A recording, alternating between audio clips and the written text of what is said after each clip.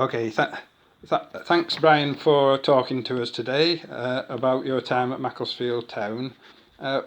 When you think back at that period in your life, 50 years ago it is now, does it bring back happy memories for you? Yeah, the best time of my life in football, all through playing and all through management. It's time that I remember more than any time in football while I've been involved in football. Unbelievable, yeah. Well, you certainly left a lot of memories with a lot of people in Macclesfield, that's for sure, Brian. You joined the club, Brian, in September 1966 and enjoyed an incredibly successful 6 seasons as a Silkman, playing a total, I don't know whether you know this, of 308 games and scoring an incredible 167 goals. I'd like to talk to you about just 3 of those 6 seasons in which I think every club record possible was made or broken by a Macclesfield Town team regarded by many, including myself, as the greatest club the club has had in its long, illustrious history. So we just start at season 1967-68 season, Brian, which was when we won the Cheshire League. We became the Cheshire League champions and reached the 3rd round of the FA Cup for the very first time in the club's history. What can you remember about that FA Cup run? I mean, I remember the Stockport County game at the replay at Macclesfield. Yeah. I think it was Freddie Tabner who took there was a penalty came up, and I think Freddie Tabner wanted to take it, and I remember just moving him on one side, running up and sticking the ball right in the top corner, and we finished up winning 2-1. And running over to the opposing management box and saying, "Here you are, there's my shirt, that's all you're getting today." Well, I do remember, Brian, you taking your shirt off and running round the ground, waving it round your head. And in those days, I mean, now it's quite common, isn't it, for players to take their shirt off occasionally, but they do get boot. But I think in those days, that was totally unique for a player to take his shirt off. And that's one of the things I remember about that FA Cup run. Yeah. And especially the Fulham game as well. I mean, that was when we got to the 3rd round, and that was live on Match of the Day. I don't know if you remember that. I certainly do, Brian. Yes. And I remember just lobbing the ball over the goalkeeper and running to the television cameras and throwing both my arms up and blowing kisses to him. Absolutely. And I went to the late Freddie Pye's bit of a gathering at a Manchester place a few years ago, and they asked me to stand up and show the rest of the audience what I did when I scored that goal. And they reckon that I started all this pandemonium that's going on now. Well, I think they're right, Brian. Yes, I mean, it was totally, you were known as, an entertainer throughout non-league, a personality. So it wasn't just your goal-scoring feats, it was the entertainment that you gave to the crowds, wasn't it? Mr. Showman you were called, weren't you? I mean, I think the crowd at Macclesfield were unbelievable. They were a terrific set of people. The encouragement they gave us and the travelling everywhere we went away, the amount of coaches that followed us on our away games and that were unbelievable. We had more supporters at away games than what the home supporters had. Yes. Yeah. Well, I think your celebrations, Brian, when you scored were unique, because usually goal scorers celebrate with their were their teammates, but you ran past all your teammates and went and celebrated with the supporters because you were as in love with the Macclesfield supporters as much as they were in love with you. Is that right?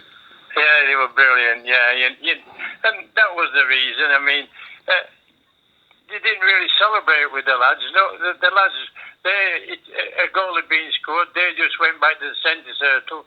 So I had to go and enjoy my moment with the supporters. Yes, absolutely. No, and it was great entertainment, Brian. And of course, in that Fulham game, we did go out. We lost, but it was very controversial, wasn't it? Some very controversial decisions. Yeah, I've still got a report I see from one newspaper, one of the major newspapers, where the referee, I don't know if he's true or not, was suspended after that game. I think you are right there. Yes, I think he was struck off the FA refereeing list, wasn't he? The decisions he gave, when he gave the penalty against John Cook, who jumped up and caught the ball, pulled it down to his chest, and Alan Clark ran into him, and he gave a penalty. I mean, it was unbelievable, that. Yes. And then the penalties, which, when you look at the match of the day, the penalties there were two penalties inside the box where he didn't give. That's right, for Macclesfield. Yes, I remember them well. Yes, one on Dick Young and one on George Sivrite, which was a good metre inside the box. He gave a foul, but he gave it right on the edge of the box, didn't he? Yeah. So, no, what wonderful times, and a wonderful achievement to reach the third round of the FA Cup for the very first time in the club's history, and to go out so unfortunately against a First Division side, which included the likes of the great Johnny Haynes, didn't it? Yeah. And the other thing as well, to win the first ever FA Trophy final at Wembley. Yeah. Oh yes. I mean, to get to Wembley in those days and to be the first club to win that FA Trophy final, and I remember Dave Lyon scoring the second one, and then I managed to get the winner in the second one. Yeah. I mean, that was unbelievable. Yeah, it was. It was a great season, that, Brian. We'll just come up to that. We'll go on to the next season after 67, 68. 68, 69 was a very, very successful season as well. We became the first champions of the newly formed Northern Premier League by a massive 12 points, and we won the Cheshire Senior Cup. And also the reserve team were champions of the Manchester League and winners of the Gilchrist Cup, and therefore the two teams achieved a unique record-breaking a double, which is never likely to be matched. So it was a fantastic season, that as well, wasn't it? I mean, the players we had in that team, Geoff, were unbelievable. I mean, the majority of them, in fact, nearly all of them, had all been ex-players with league clubs, certain league clubs around the area of Macclesfield, and they were just players who just wanted to enjoy football and prove a point, and they did.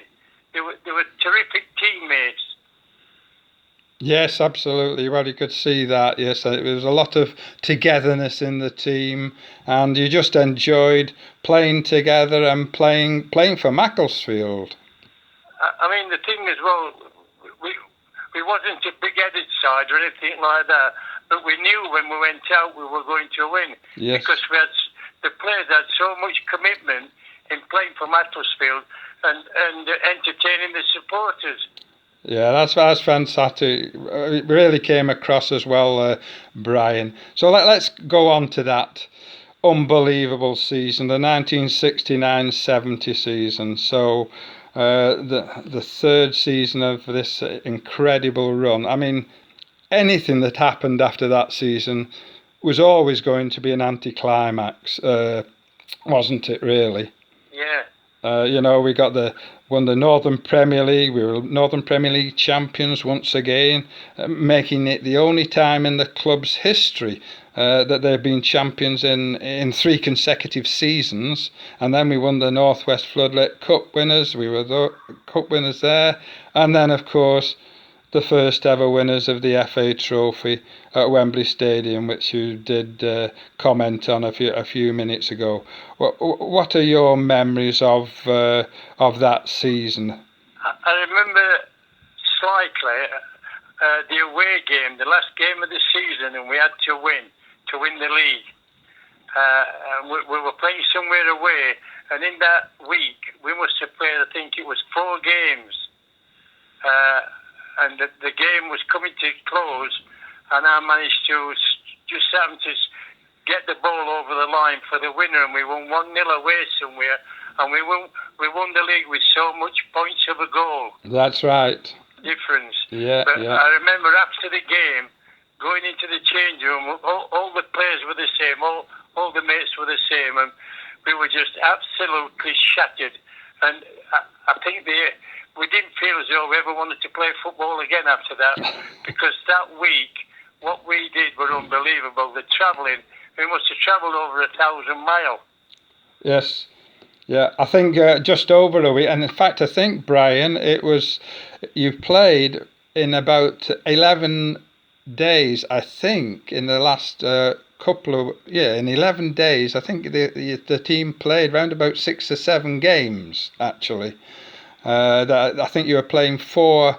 I think it was Wembley on the Saturday. You then played in the Northwest Floodlit Cup on the Monday. You had a game on the Wednesday, the following night on the Thursday, and then again on the Saturday. I mean, can you see teams playing that many games nowadays? And don't forget, Geoff, while we were playing all them games, we were also going to work the next day after the games. Absolutely. I remember at the time I was working in the abattoir, I think, in Sheffield, and I was having to be there at 6 in the morning, and I wasn't getting back home from some games at 1 and 2 o'clock in the morning, and having to get up to go to work at 6 o'clock, and then straight back from work and straight out playing football again.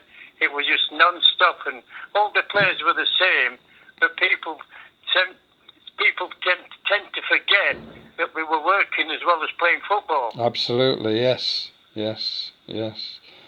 What are your memories of the Wembley game? That was unbelievable. I'll just do a few facts, put a few facts to you. Yeah. Well, for a start, there was 15,000 Macclesfield supporters were at that game. That number of supporters has never seen Macclesfield play ever again in their history. That is a record that I doubt will ever be broken. 15,000 Macclesfield supporters at a game in a crowd of 28,000. Another thing was, I'll just lead you into some things. We had a fantastic reception, or you did, when you came back from Wembley the following evening, on a Sunday evening, a lovely sunny evening, I remember. And it was estimated that 30,000 people were on the streets of Macclesfield. Well, I can never remember in all my life living in Macclesfield seeing that many people on the streets for any occasion. So, what were your thoughts about the final and that homecoming? The game itself, I don't remember much of the game at all, really, when I think back. I remember Dave Lyons scoring the goal, which, you remember things like that.